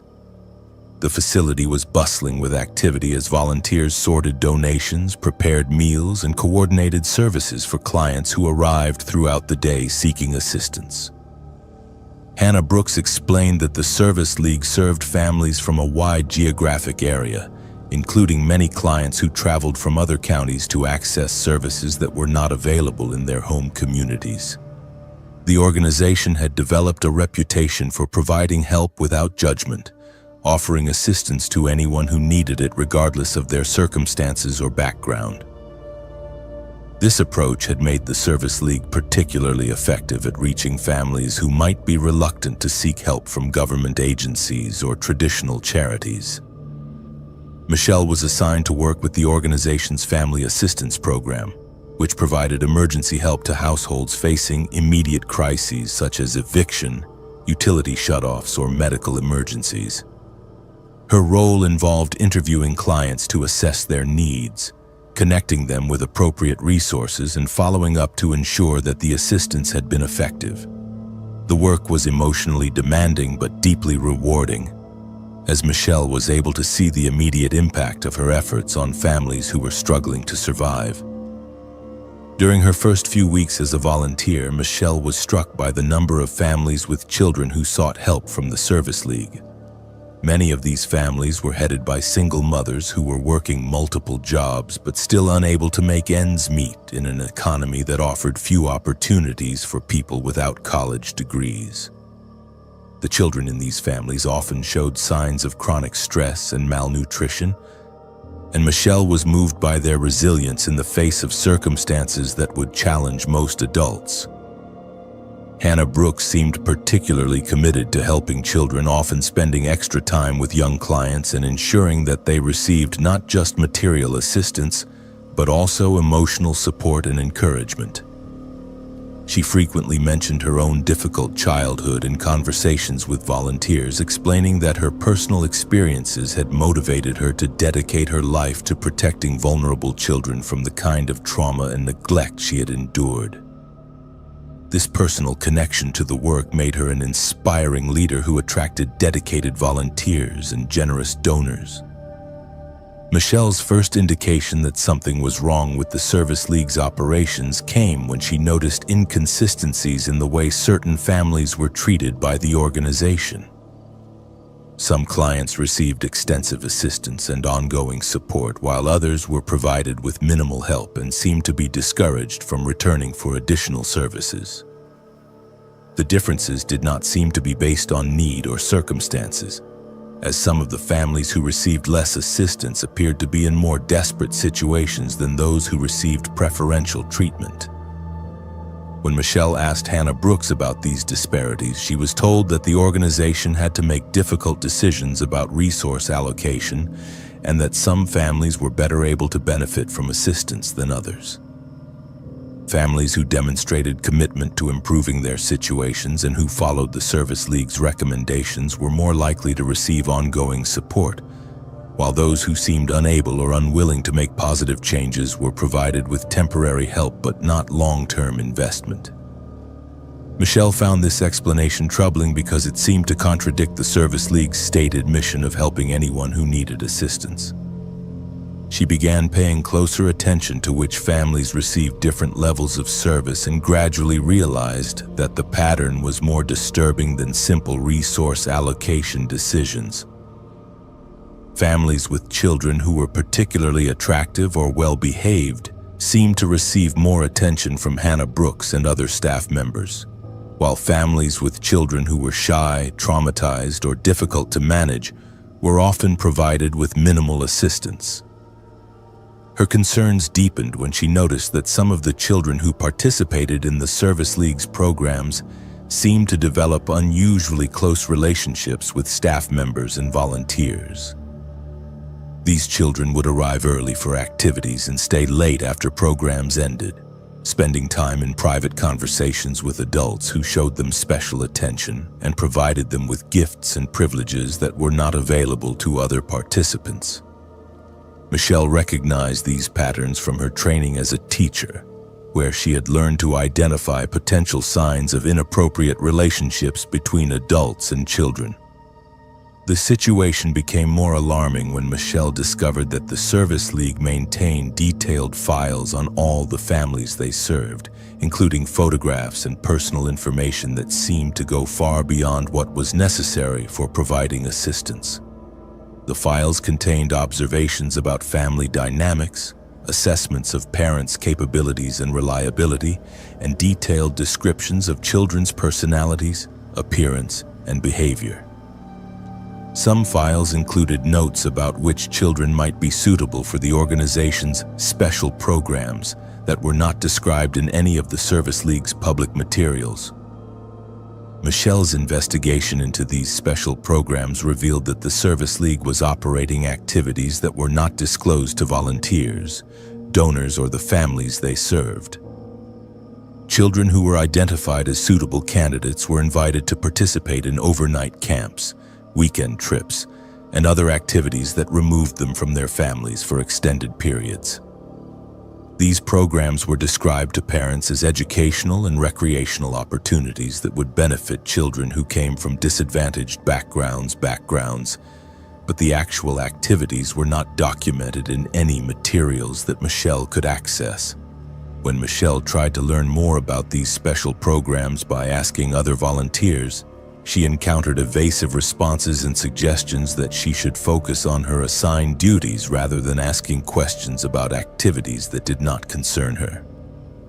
Hannah Brooks became noticeably cooler toward Michelle after she began inquiring about the undisclosed programs, and other staff members seemed to be monitoring her interactions with clients and her access to organizational records.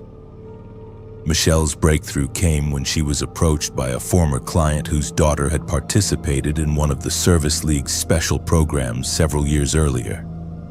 The woman had been reluctant to speak about her experiences with the organization, but she had become increasingly concerned about what had happened to her daughter during the time she had spent in the Service League's care. The child had returned from the special program's changed, exhibiting signs of trauma and refusing to discuss what had occurred during her participation. The former client explained that several other families had similar experiences with children who had participated in the Service League's special programs. The children had been selected based on their vulnerability and their family's desperate need for assistance, making it unlikely that parents would ask difficult questions or make complaints about the organization's activities. The programs had provided opportunities for adults to abuse children who had no other sources of support and whose families were dependent on the Service League's assistance. Michelle realized that the Service League was operating as a front for a child trafficking and abuse network that used charitable programs to identify and access vulnerable children. The organization's reputation for helping families in need provided perfect cover for criminal activities, as parents were grateful for assistance and unlikely to question the motives of people who were providing their children with opportunities they could not afford. The detailed files maintained by the organization were actually profiles used to select children for abuse and to assess their families' likelihood of reporting suspicious activities. Her attempt to report these discoveries to local law enforcement was complicated by the fact that Police Chief Anthony Silva was a longtime supporter of the Service League who had received several community service awards from the organization. Silva was reluctant to investigate Michelle's allegations, suggesting that she had misunderstood the Service League's activities and was making unfounded accusations against respected community members who had dedicated their lives to helping others. Michelle's investigation revealed that the Service League's criminal activities extended beyond child abuse to include systematic financial fraud that had been ongoing for years. The organization had been claiming to serve far more families than they actually assisted, inflating their numbers to qualify for larger grants and donations. Money that was supposed to provide services to needy families was being diverted to support the special programs and to pay for activities that had nothing to do with legitimate charitable work. Even more disturbing was evidence that children who had been abused through the Service League's programs were sometimes permanently removed from their families through fraudulent reports to Child Protective Services. The organization would claim that parents were unfit or abusive, providing false documentation to support their allegations and ensuring that children were placed in foster care situations controlled by Service League members. These children essentially disappeared into a system designed to make them permanently available for continued abuse. Michelle contacted federal law enforcement agencies when it became clear that local authorities were either unwilling or unable to investigate the Service League's activities. The FBI investigation that followed revealed that the organization had been operating a sophisticated child trafficking network for more than 15 years, using their legitimate charitable programs as cover for systematic abuse of vulnerable children. Hannah Brooks and 12 other Service League staff members and volunteers were arrested on charges including child trafficking, sexual abuse, fraud, and conspiracy. The investigation revealed that the organization had abused more than 60 children over 15 years, using their positions of trust and authority to exploit families who had nowhere else to turn for help.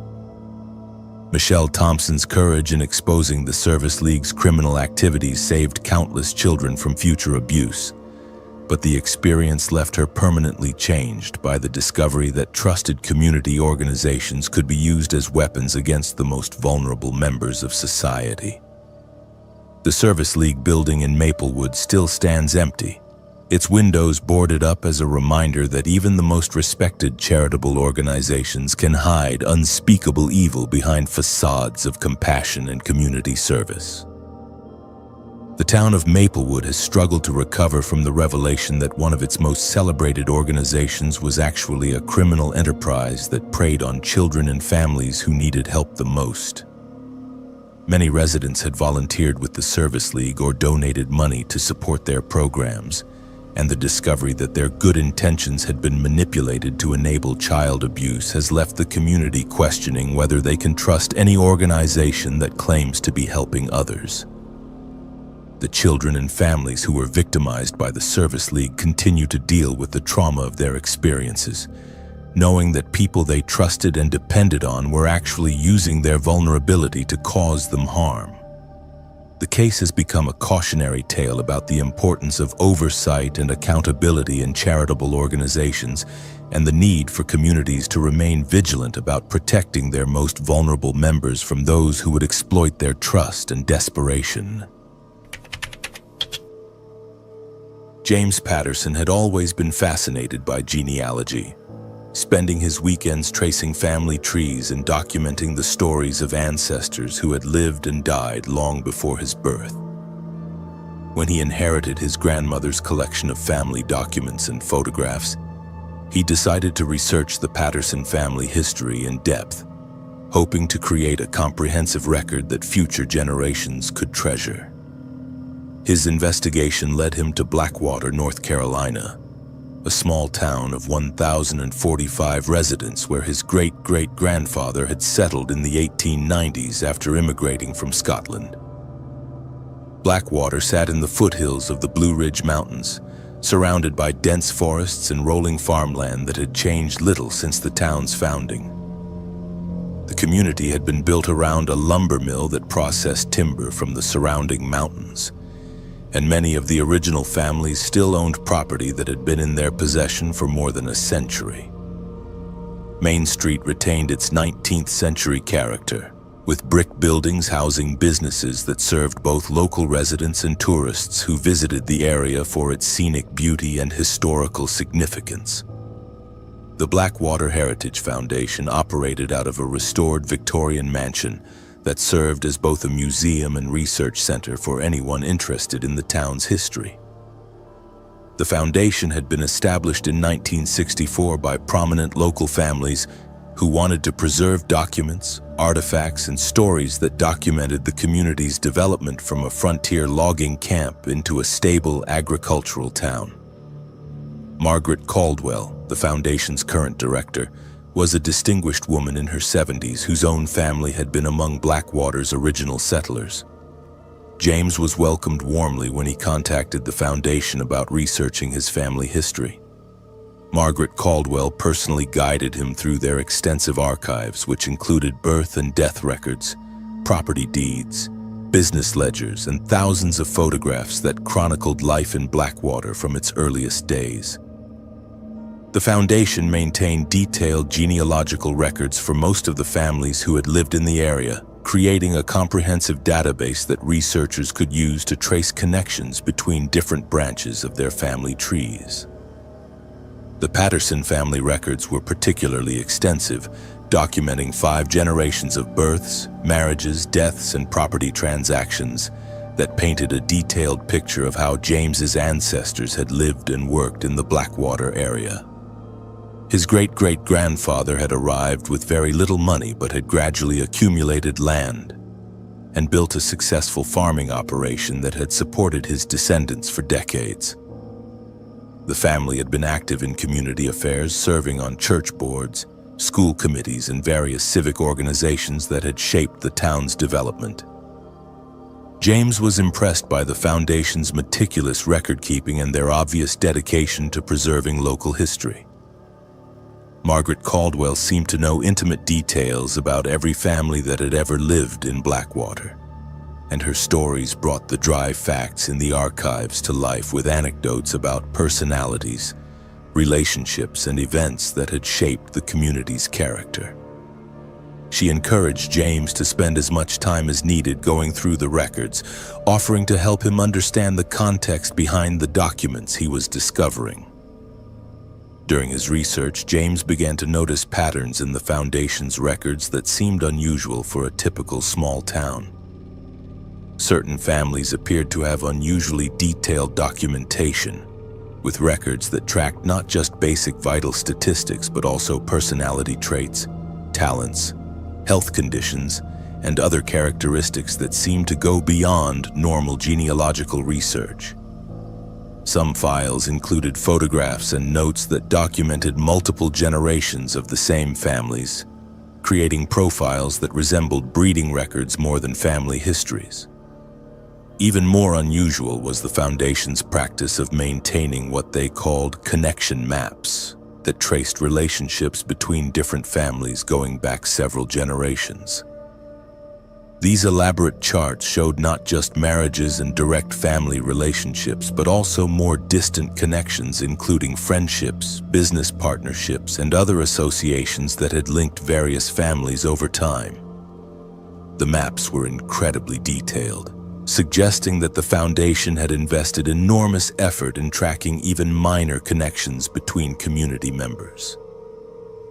James's curiosity was piqued when he discovered that his own family was featured prominently in these connection maps, with detailed notations about Patterson family members going back to his great-great-grandfather's arrival in Blackwater. The maps showed connections to dozens of other families in the area, creating a web of relationships that seemed to encompass virtually everyone who had ever lived in the town. Some of the notations included references to characteristics and abilities that had been passed down through different family lines, as if the Foundation was tracking genetic traits across multiple generations. When James asked Margaret Caldwell about these unusual records, she explained that the Foundation took a comprehensive approach to documenting local history.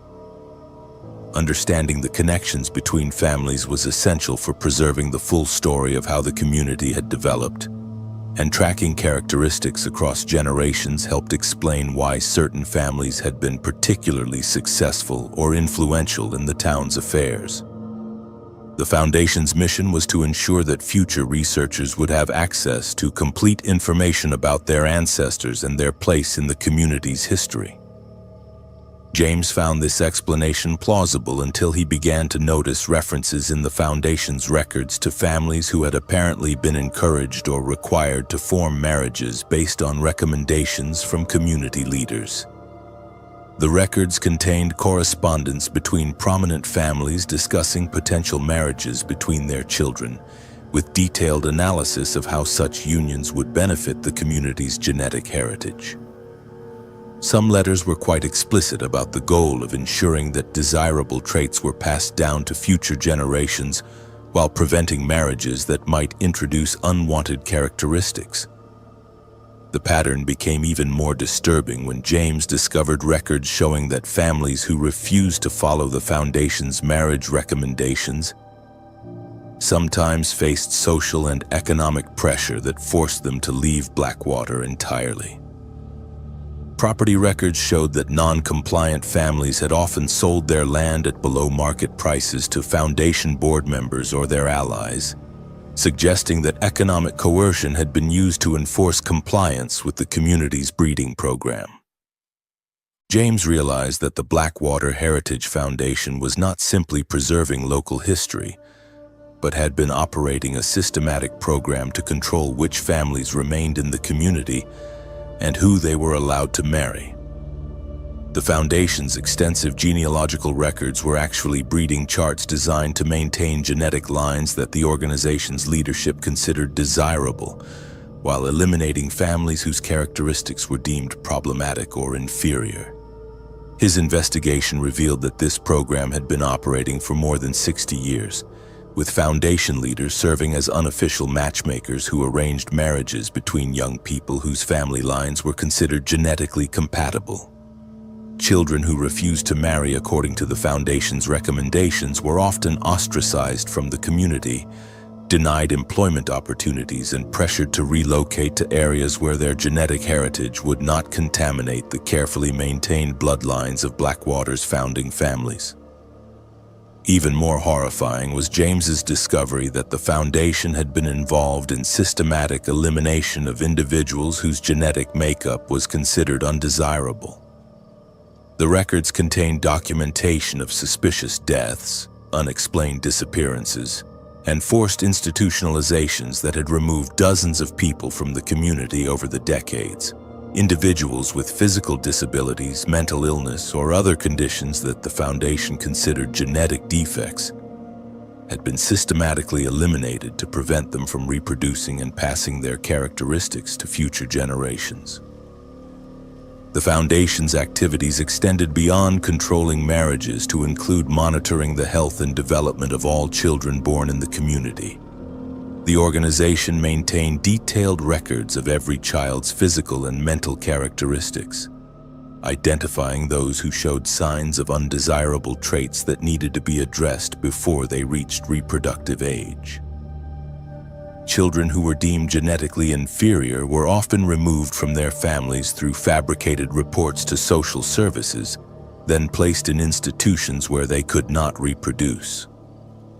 James's research revealed that his own family had been participants in this breeding program for generations, with Patterson marriages carefully arranged to enhance desired genetic traits while avoiding combinations that might produce unwanted characteristics.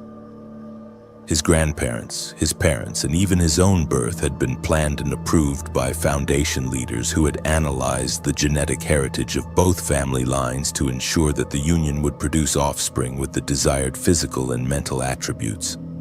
The realization that his entire family history had been manipulated by a secret breeding program was devastating enough. But James's investigation revealed an even more disturbing truth about the Foundation's ultimate goals. The organization was not simply trying to improve the genetic makeup of Blackwater's population, but was part of a larger network that was conducting genetic experiments designed to create superior human beings for use by powerful individuals and organizations outside the community. The Foundation's carefully maintained bloodlines were actually breeding stock for a human trafficking operation that provided genetically superior individuals to wealthy clients who wanted children with specific physical and mental characteristics. Young people who had been bred according to the Foundation's specifications were systematically removed from Blackwater through fake opportunities, arranged marriages to outsiders, or outright kidnapping, then delivered to buyers who had paid enormous sums for access to genetically engineered human beings. James discovered records showing that dozens of Blackwater residents had been sold over the decades, their disappearances explained as voluntary relocations or educational opportunities that had taken them to other parts of the country. In reality, these individuals had been delivered to buyers who wanted servants, surrogate mothers, organ donors, or subjects for medical experimentation, with their genetic heritage carefully documented to ensure that purchasers received exactly what they had ordered.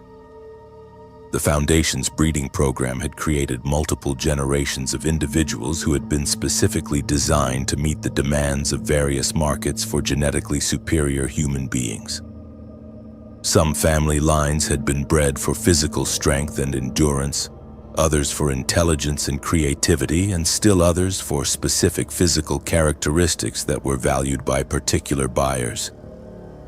The entire community of Blackwater had essentially become a human breeding farm operated under the cover of historical preservation and genealogical research. When James attempted to expose the Foundation's activities, he discovered that town clerk Diana Foster was actually Margaret Caldwell's daughter and a key participant in the breeding program's administrative operations.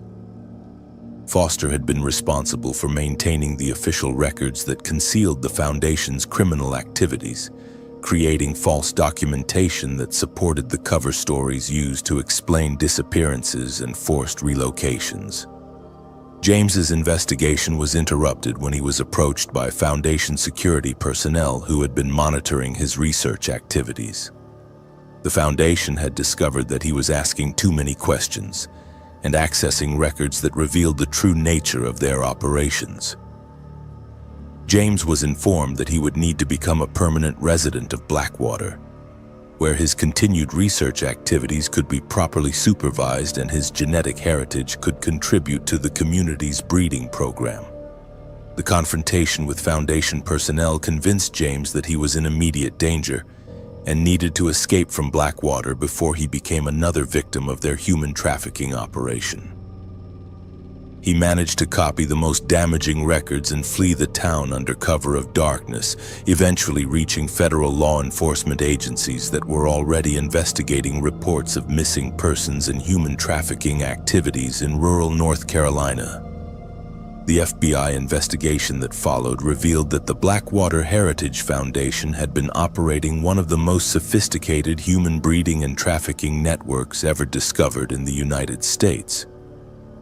Margaret Caldwell, Diana Foster, and 19 other Foundation members were arrested on charges including human trafficking, kidnapping, conspiracy, and murder. The investigation revealed that the organization had been responsible for the disappearance of more than 130 people over 50 years, using their genealogical research activities as cover for systematic breeding and sale of human beings. James Patterson never returned to Blackwater after testifying at the trials that eventually convicted the Foundation leadership.